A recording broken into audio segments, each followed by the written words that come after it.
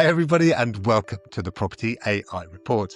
This is your weekly digest of all things property and AI, brought to you by me, Mal McCallion, and Matt Goddard, my good friend who's just tried to make me laugh just through coming into the episode. How are you today, Matt? I'm really well. I realised at the end of last week's show, you said we were going to be very jaded this week, and I appear to have put a jaded top on for you. And you have. Thanks, mate. That's very kind. And for those watching, and for those listening, Matt has indeed got a jade top on.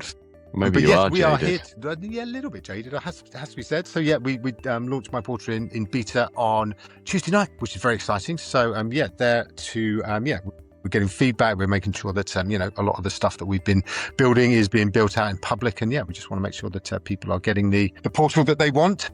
So that's been very exciting and very involved. Lots of lack of sleep, but that's I have to admit, fine. Mal, when I was obviously really excited and kept saying, when's it going to launch, when's it going to launch, when's it going to launch? You kept saying, calm down.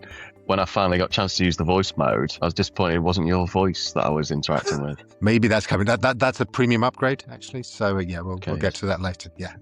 I'll tell people how they can join that later. But anyway, enough about that. There is so much we have to talk about this week. So let us start with our property news. All right. Big news this week. It was kind of trailed back in October last year that Rightmove may be in for a very large court case. And that court case has went in on Wednesday. Yesterday, we're recording this on the 2nd of April, Thursday afternoon. And it's for 1.5 billion. So the story here is that some senior lawyers, one of whom is an ex-member of the Competition and Markets Authority, on behalf of estates and lettings agents across the country, have launched a class action case against Rightmove, alleging that it has been abusing its monopoly position to overcharge these agents over a considerable period of time. When it first broke in October, it was talking about $1 billion, and now it's actually up to 1.5 billion. So it suggests they think they have got even more of a case than they did back in October. And it's now, it's been filed, and now the formal battle commences. So Matt, I know you've been following this as well. What's your take? Well, it's, as you say, we've known it's coming, and it's not I don't think it's going to be the only one. There's part and parcel of it. It's an interesting story that's not just us in our microcosm of the industry. It obviously got carried by the BBC News as well, and a few other reputable sources. The share price took a hit, although I was just looking at it sort of rebounded. So it went from 426 almost immediately down to 398. But it's slowly getting back in there. I think the interesting part for me, and this is because we're sad, we were only talking about the class action lawsuits against Meta and YouTube last week on the pods, and yet here's Rightmove making sure it keeps up with the tech pods, isn't it? So maybe this is part of their tech play. Yeah, exactly. We're AI really, because look, we're getting sued as well. Exactly. So I think. Yeah, if you look at the numbers are really interesting though, right? So I think that, so 1.5 billion, if you divide that by the say 20,000 branches that are across the UK, and that's about 75 grand each. All right. So if you are like a 5 branch firm, then that's quite a big chunk of change if they win. But, obviously was doing a bit digging in terms of what are the chances of this kind of succeeding and so on. And generally for sort of class action lawsuits like this, generally what happens is that they settle. Either it's kicked out or they settle, because, going all the way through it and the costs and all that sort of stuff is significant. It's going to be, so I don't think they would have put it in, and particularly not put it in at a 50% increase on what they originally talked about if they didn't think they got a really, really strong case. I know a lot of people in the industry who have been talking to these lawyers and their teams, and they seem very, very, really, really switched on and very much know what they're talking about, and obviously very, very skilled in what they do. So I do think they're obviously going to really, really go for it. I think there's only a few hundred agents that have actually signed up positively, proactively, and said we want to be part of it. But I think there's a huge amount. I think you can very quickly just kind of search. It might be called Rightmove Claim or something.com. But yes, you can very quickly find it and go and kind of sign up to it if you're interested. But yes, I think it's going to be really interesting. As I say, when they do come to settle, generally speaking, it's sort of between 35 to 45% of what they actually initially asked for, generally, depending on the type of case it is. So, that's sort of the ballpark of what they may settle at. But then if they do settle, what does that mean for their ability to raise prices as aggressively as they have done in the future? So there's a lot riding on this. It's not just a kind of just a little bit of a let's see what we can get, and then let's see what we can get away with. It is actually, if they lose or if they have to settle, then what does that mean? And yeah, it's I think it's a real problem for them. Okay, so next up on our property news, we have a story about reviews. Okay, so this again is something actually quite not necessarily old school, but yeah, reviews have been around for a little while. Yeah, particularly I think sort of 20 onwards with social media, everyone was sort of looking at what they could do to kind of boost their SEO and stuff like that, and review sites, and that became a lot bigger. But now the story is that the watchdog is taking a very big interest in fake news. This is the Competition and Markets Authority, CMA again. They are they've been looking basically at the fact that reviews obviously drive consumer trust. So actually, it's really, really important that, and I mean, and this is a pretty obvious point, and we've all kind of looked at some reviews and gone, is that real? Is that not real? It's going to be a real focus for the CMA going forward. So yeah, Matt, what's your take on this? It's really interesting timing, isn't it? Because we know, or we're starting to learn that when we talk about SEO, and then you've got GEO and you've got AEO, which we're all paying a lot of attention to, and it's a bit Wild West in terms of figuring out exactly what we need to do. But we're starting to learn that the large language models take a lot of interest and adhere a lot to the same things that you would do as a human, right? So reviews is a big part of what they're looking for when they're scouring the internet, in the same way that they're also looking across social media and such like. So the fact that this CMA is clamping down, I don't think it's related, but it's really good timing, because I think people will be even more focused on dodgy reviews than they have been previous. And you were given an example of a particular purple company with quite a lot of fake reviews when we were chatting off air. Yeah, so I Alleged remember, I fake think reviews. allegedly, remember, that's the word. But yeah, I think it was back in 2016 or something when Purple Bricks went over to the States, and it was literally kind of on day 2 over in the States, they suddenly had like 10,000 reviews, and it was like, this doesn't smell right. So yeah, it was just a really interesting kind of moment. I think it was on Trustpilot or something like that, and then they got into kind of a bit of trouble where they had to, kind of said Trustpilot was looking into it and blah blah. And anyway, it was just all very very. It was unusual. That's the word I'm going to use. But yes, I think that there's been a lot of allegations around the industry of various different review sites, kind of, being able to kind of, buy your way to the top and, get rid of your first your 1-star reviews and all that sort of stuff. And it's been, yes, a lot of sort of toing and froing. So I think this is great. I think it's really important. I do think that consumers rely on these a huge amount. I think a lot of legit agents who perhaps aren't, doing a lot of the games that some of the other ones are, lose out and don't get the business that they should do, because basically they aren't playing that game. So yeah, so I think it's really, really important. I think it's a big area of consumer search and discovery that hasn't been addressed properly in a long, long time. So no, I think this is really important, and I think it's going to help a lot of agents. As you say, this is something agents should be doing. You should be getting reviews. These are going to be so important. If they're important in SEO, so back in Google trying to get on the organic search results,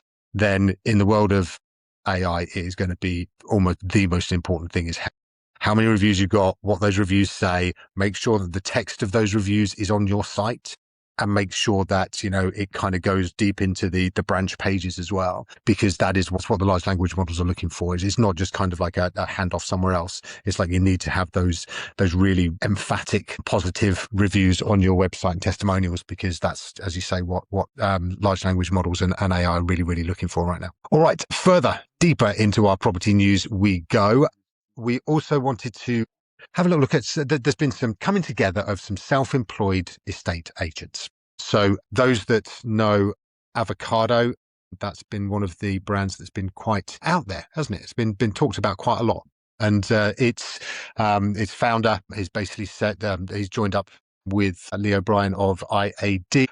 And this is going to be, a really interesting sort of coming together of the two businesses, right? So Avocado has been very well known. It's got nice pink kind of funky colors, and IAD is a very huge. Avocado pink funky colors and has been growing really, really well, and it's got a really interesting kind of personality and dynamic there. They've got some really good people. But also IAD is coming over. It's a huge European company, kind of like an EXP of Europe, and started with Lee O'Brien down in Bishop Stortford and has been growing out from there. But yeah, Matt, this looks like quite an interesting potential acquisition, or certainly something that looks like it's going to be a co-branded kind of exercise with different brands out there under the same umbrella. Further consolidation, isn't it? And interesting to see that come together. You think about one of the big recent ones was Harding Green acquiring the London Broker, and so two brands that are going to Yeah. remain, but sort of positioned differently as businesses in that instance. And the same here. So obviously IAD launched itself in the UK by acquiring David Lee, which is David Kirby and Lee O'Brien's business, say headquartered out of Bishop Stortford, which at the time had around about 47 self-employed brokers under that David Lee brand. Obviously, they rebranded as IAD as part of that acquisition, and now obviously encouraging it. I'm not sure, I couldn't see in the article how many agents are part of Avocado, but as you say, Ian Macbeth's got quite a strong brand, and he's very heavy on social as well. So be interested to see where that goes forward. But it's still that consolidation, isn't it? And you've touched on before, people like EXP bringing co-branded businesses in where they've taken high street agencies and come in, and even I think it's Your Move has got some sort of co-branded stuff going on as well. So as those companies come together and engage, and just see where that takes them forward, it might be referring back to one of the other stories. Is it a way of them trying to get the Rightmove fees down by having more of a buying power? Well, the Rightmove fees might be coming down basically because of the court case, but you never know. But no, I do think that a lot of the self-employed models do benefit from some sort of sweetheart deals with Rightmove, obviously. But yeah, like as you say, consolidation is everywhere. We were talking last week about the agency UK, and it was the estate agency was the other one, Chris Buckler's one, wasn't it, I think. So yes, there's the consolidation there, there's consolidation here.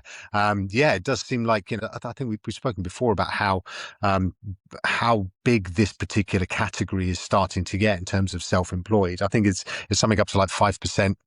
That 20CI was putting out relatively recently, and that becomes quite significant, and it is an interesting lifestyle, different kind of way of operating. It obviously appeals to a certain type of consumer, and as you say, it's certainly very visible because there is a lot of social media posts from a lot of individuals who are quite entrepreneurial and quite salesy and marketing-y, so they do seem to be quite a lot noisier than perhaps the 95% of the rest of the industry. Is just kind of not entirely sitting around, but certainly not really as kind of visible. So, but yeah, no, I think it's good for them. I think it's good for the industry to see different self-employed organizations, coming together as well.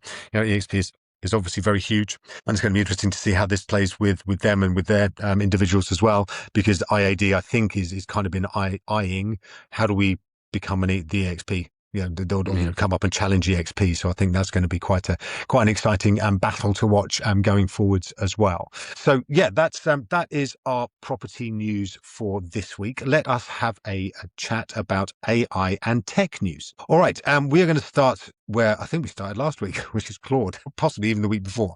So Anthropic's Claude, they've had a bit of an issue. Now, previously, this has been very much political issues. This time, it's a technical issue, isn't it, Matt? We talked a couple of weeks back about how one of their marketing emails had been leaked, and someone had found 3,000 odds, and that's how we became aware of this mythos, which is not the Greek beer that we talked about before. But this time, it's not just some marketing emails that have been leaked; it's actually the code base. And I've heard a few bits actually on this, and someone even suggested there might be a conspiracy theory, because when we talked about mythos last week, one of the concerns was it's so big, so powerful that actually they're going to hold it back for two reasons. One, because people aren't really kind of realize just how expensive it is to run, but secondly, just how dangerous it might be in terms of from a cybersecurity point of view. And one of the conspiracy theories here is they've released the code just to show the dangers that could be out there, and having it as a way of dialing it back slightly. But obviously, as soon as something gets released and something's like the Claude co-work code has been released, people have been in there looking at exactly what the way it works, what's in there, what's not been released, and there's been some interesting bits of code people have found. There's a Tamagotchi mode in there that people haven't used yet. There's, when you're writing code, you're able to leave comments that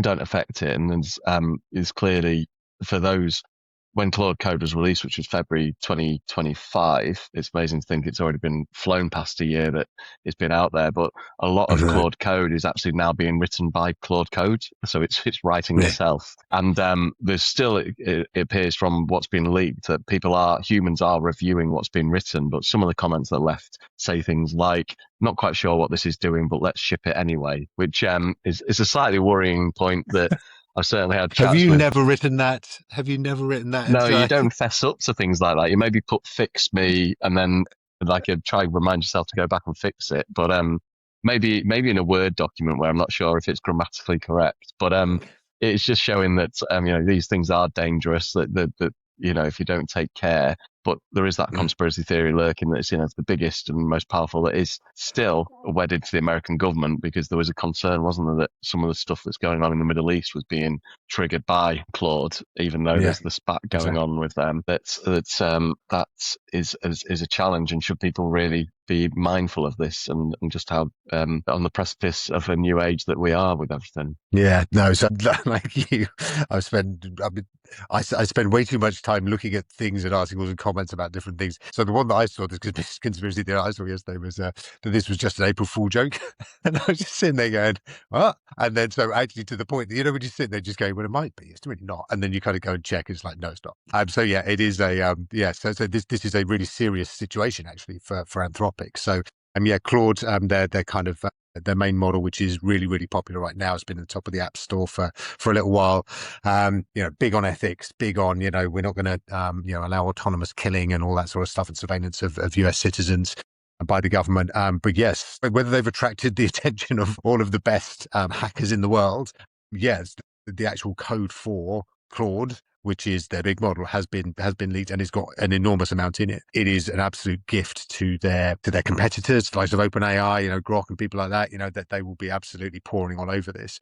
But as you say, it's got some really interesting little bits that haven't been triggered, haven't been set live yet. And there's all sorts of other little bits in it as well, like, pretending that you're nothing to do with Anthropic and going like Yeah, posting stuff on undercover various bits. Claude. Yeah, and all this sort of stuff, and it's just like so weird. But yes, so I think there's going to be more to come on that. For somebody who's been very vocal over the last few weeks, Dario Amadei, their CEO, he seems to have gone to ground a little bit right now. I'm sure busy trying to work out what the hell to do with it. So yes, it is now very possible for people to basically replicate what Yeah, it is that they're doing, and to basically build out those models really, really quickly. that's it. All right. So next up, there's even more Claude noise, isn't there? About the Claude code's the Claude code's computer use. So Matt, this is something that I know, use and are really sort of excited / passionate about. So tell us a bit about this. So this is we've talked for a long time now. I know when Operator came out and we were able to start seeing within OpenAI sort of ChatGPT going off and actually using a browser and clicking around the browser, which is fantastic for browser-based software and Right. applications that you use there. But actually, we've seen it with Claude Cowork, where Claude Cowork can ask, say, can I access your C drive and these folders and files? Do you want me to clean up your desktop? That sort of thing. But what this does is goes another stage within Claude Code and actually allows the Claude Code to take over your computer. So whether it's your Mac or my Windows laptop. So if you're working with products, I was chatting to a business yesterday who use WinForms, which you can only use WinForms on a Microsoft PC. People who use Sage 500, where you have to log into a server in the corner. This allows you to actually instruct Claude Code to go into those Windows-based applications and poke the buttons you're used to poking, download the Excel files. Maybe if there's not APIs available, then you can actually instruct Claude Code to go and use those applications, log in as you, and do some of those mechanical tasks that you have to do. I use QuickBooks for my accounting, but if I was Sage 500 trying to process my expenses, I could do some of those. And I think it's that Yeah. final iteration of being able to be your arms on top of your AI ChatGPT brain or your Claude brain to actually start engaging with these additional utilities that up until now have been a bit restricted. Yeah. And I remember the first time I used computer use and actually just watching your kind of cursor move around the screen without you touching it was like really, really freaky. But yes, it's incredible what it can do now, and yeah, I think all of these things are worth having a look at because if you imagine that you can set something to go off and do all this sort of stuff and pick data and bring it back to you, and then actually then drop it into Claude or whatever, and do some analysis on it without you having to actually do anything. Then there's some superpower in there and a lot of productivity gains. That even whatever size of business you are, that there's stuff there that's going to help you. All right. Next up, we are into the world of Microsoft. So they have released some big stuff this week, and yeah, a lot of it is around the fact that they're not just relying entirely on OpenAI as their kind of supplier of large language modeling, isn't it? It's got Anthropic in there as well, haven't they? So it's a really interesting in terms of what you can then start doing as Microsoft users in terms of, like I've talked about on here before, where when we can get almost parallel peer programming going on between Codex and Claude Code and actually bounce the two models off each other. And Microsoft have now got it where you can actually have research being done and validated off the different models. And obviously they're in a strong position because they are no longer wedded to just OpenAI. And in fact, they seem to be surging ahead with Claude in a way, and Anthropic, don't they? So they've also launched their Copilot Cowork, so basically taking Claude Cowork and putting it into Microsoft Copilot, is not now just available to certain people. It's now they're available to anyone who's signed up to the Frontier program as well. So, that's one that I know I'm really excited to see and how that can start to work. You don't use a Windows, do you? As we regularly talk about. As you regularly take the piss out of that. And so no, is it? Do they own GitHub as well? Is that a Microsoft thing? Yeah, yeah. So I assume that they must have access to an untold kind of reservoir of some real high quality stuff that presume potentially part of this deal would be to kind of share that, I'd imagine. But yeah, no, it's a really interesting one. I speak to people who do use Copilot, and I haven't come across anybody who's been blown away by it to this point. But if you shove Cowork into that and it's alongside you looking at your spreadsheet and being able to actually go and then find out all this extra information and context and stuff like that, then that sounds like it's going to be really, really powerful. Microsoft's had Recall for over a year as well, hasn't it? Which is basically the computer use we just spoke about a moment ago. Microsoft have had that for a while, to the extent that they launched it and then dialed it back for a little while. Yeah, you're right. I think a lot of people who use Cowork get frustrated because they were using it in an enterprise setting and they're then limited by what the business's IT policies demand. Yeah, Copilot. Yeah. Whereas when you're using your own personal ones, you don't maybe have the same limitations and restrictions. But what you can do with Copilot is you make sure it's loaded up and knowledgeable on your business and your brand's guidelines, and really when you set it up and structure it, that's where it starts making a difference, when it's got access to your knowledge bases and all your business tools. I do often wonder, and I know a lot of people do, is how many people are say dumping the company accounts into a GPT or something on Cowork and saying, can you just analyze this for me, because I'm just like, I know it can do it really, really well. I'm really tired, so can I just get it done? And so I think there's probably a lot of things kind of not turned off the stop sharing my personal information toggle. So be careful out there. Okay, just make sure that you do find that toggle. Do not. If you're on the free account, the toggle's not available, is it? Certainly for ChatGPT, you are sharing all your data every time you use the free version. Yes, so don't use the free version and upload your company accounts or any HR kind of meetings that you've had, all that sort of thing, because it's just going to go out there. Pay a bit of money and also turn it off. All right. Next up, we want to talk about OpenAI, because we were having a bit of a theorized last week when Sora suddenly got killed, and about what that could possibly be. And there has been a lot of talk since we spoke about why they have turned off Sora. So just to recap, Sora was OpenAI's video model. It was launched 23, I think, eventually. It was announced in February. It kind of eventually came around in November time. And then last year they did Sora 2, which looked amazing. And, great fun. But then suddenly they shot their little baby last week. And it's come out that actually it's probably because it's just really, really hungry, isn't it? That's it. OpenAI have got this red alert, haven't they, or code red, that they're doing two things. They're cutting back and really focusing on what they're doing, but also trying to catch up with Claude ultimately, and obviously Gemini. And that's when they're burning through $1 million a day on Sora, because that's what it effectively was costing them. They launched And I think when user count peaked at around 1 million, and that was without us even having access to it here in the UK. I know. It collapsed down to I about could have done that. 500,000. Yeah, exactly. So they're burning through roughly $1 million every day, but also obviously the compute that video generation Mm, was taking them, they needed that resource elsewhere really to yeah, try catch up. So killing it. I do wonder if it's dead or if it's mothballed. I sleeping. suppose the speed. We used to say that the capability of AI is doubled every 7 months. I've actually been Mm, hearing more and more over the last few days that it's every 4 months now, and it's so amazing, isn't it? they could mothball it. But where's VO going to be in 4 months' time compared to I know. what they've mothballed? So I think they have to really be focused, and that's what they're doing. But what's the other thing you're doing when you're burning $1 million every day, Mel? Or $1 million every day? Is I you go out and from raise experience. 120. Yeah, you go out and raise 122 billion in the biggest Yeah, ever raise, which is what OpenAI have also just done, right? yeah, 100%. So yeah, it is. Yeah, this, and again, I think we spoke a few weeks ago about comparables. So I think the biggest ever IPO, so actually public listing, was something like 27 billion, and that was Aramco, which was an oil business back in 2019 or something. So this is like 4, 5 times that, and it's private. So this is like raising money from people and companies and all that sort of stuff. So yeah, it's an astonishing amount of money. As you say, that they kind of need it. But I look at that and I think, how big is too big to fail? At the end of the day, Mm. if OpenAI can't pay its bills and has to has to shutter Sora, and then actually it's then down to its last few billion, and it knows it's going to spend that in 6 months. Yeah, what do they do? Do they actually do they have to go for a bailout? Do they sell themselves to the government? I don't know. It just seems like such an astonishing amount of money. Almost, kind of just you stop thinking about how many zeros that is, because it's just crazy. But yes, that is how much they've raised, confirmed this week. And it's yeah, it is intended. And again, I'm sure that part of that raise was, we're going to be very disciplined about where we go, what we're doing. We're going to focus really hard on where the revenues come from. Sora is not a revenue generator. It's just a bit of fun, and it costs an absolute ton of cash.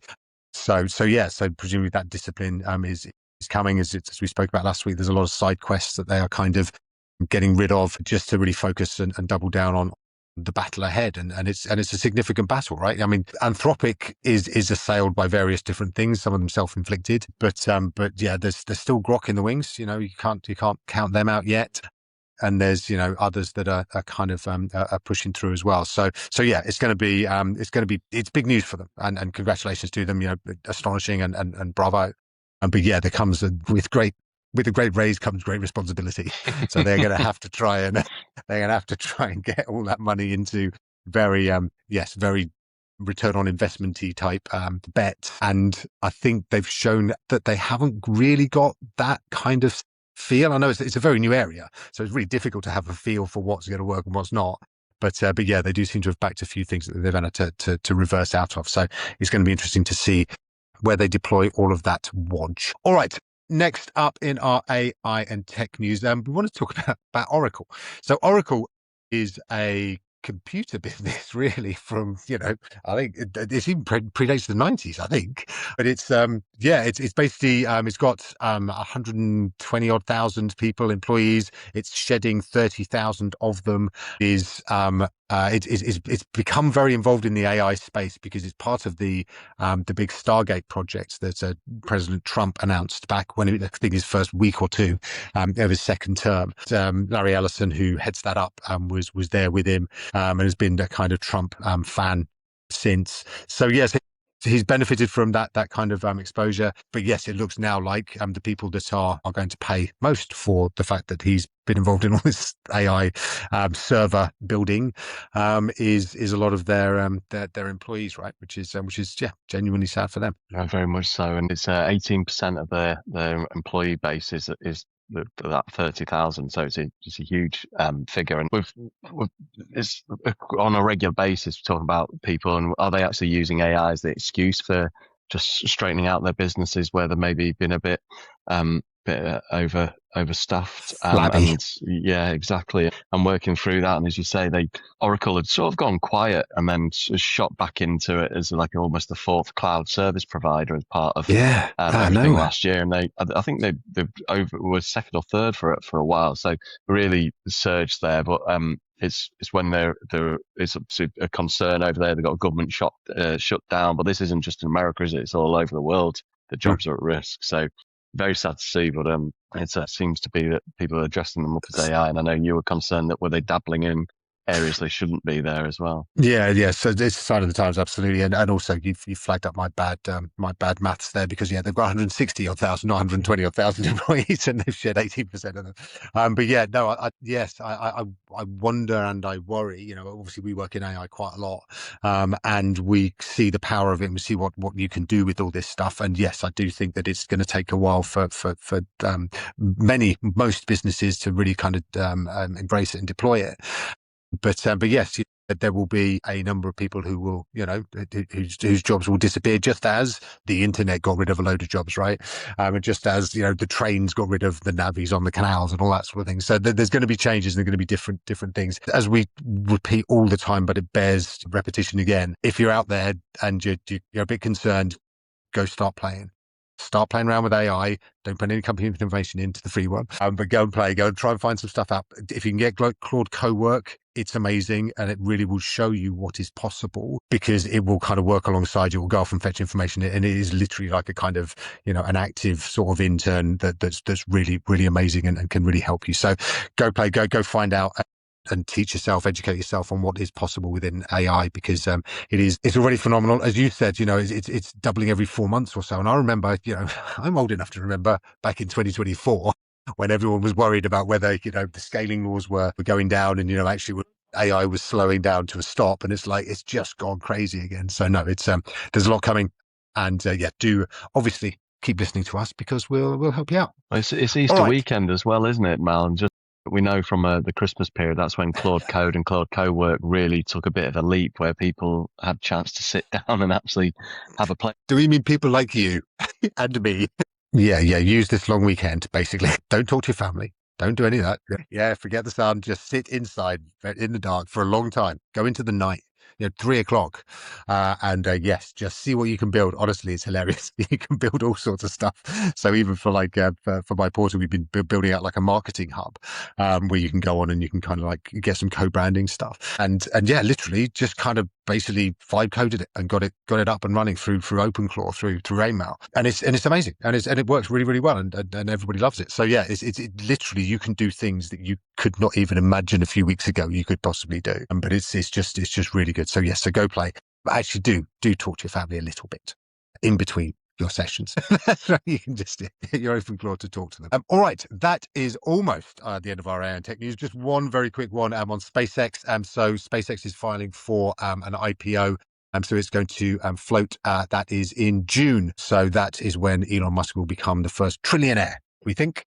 But yes, it's the first of a few this year, we think, Matt, don't we? Yeah, right in the middle of a major worldwide recession, courtesy of Donald Trump. Anyway, we're not moving into that sort of thing. We are going to finish off this week, because we're already on 35 minutes, on our tool of the week. All right, this week's tool of the week, Matt, it's a classic. When OpenAI has problems and shuts down Sora, its video capability, what does Google do? Oh, and that's a question to you. I do, yes. Don't leave dead air, man. We've talked about dead air before. They have. Absolutely. And yes, so this is something to go and absolutely play with. It is a really amazing way. You just basically type in what you want into as in a video, and it comes back with some amazing stuff. And if you have never played around with VO or any of the video models, it is well worth having a look at it, because it's sensational. You can get it on. I think you can get it into this labs.google.com. Have a look in there. But yes, it is. It will change your brain about what is possible from your brand point of view. So actually, what can you do advert-wise with your brand using VO3? 3.1 is just phenomenal. So go play. All right, that is it for this week, Matt. It is nearly Easter. Tomorrow is Good Friday. Have you got anything nice planned apart from sitting and cuddling Claude? No, that's it. It's done. Oh, look, it's very nice, isn't it, there? So yeah, going to do a little bit. Again, trying to kind of reconnect with the family. and to other important people in my life. But yes, going to lots to do, lots of fun stuff. But yes, obviously a lot as well around my Porsche and things like that as well. So yeah, we've got some good stuff coming through. But yeah, it's going to be very good fun actually. I'm looking forward to it. All right, thank you very much for being there, Matt, as ever. Thanks everybody for listening in, and we'll be back again maybe a little bit earlier next week. We kind of think perhaps because we're going to try and reverse ourselves back up to being early in the week rather than the end of the week that was made essential because of my tours around the country. But yes. We will catch up with you in a few days' time. Thank you all for being there, and we will see you in a week.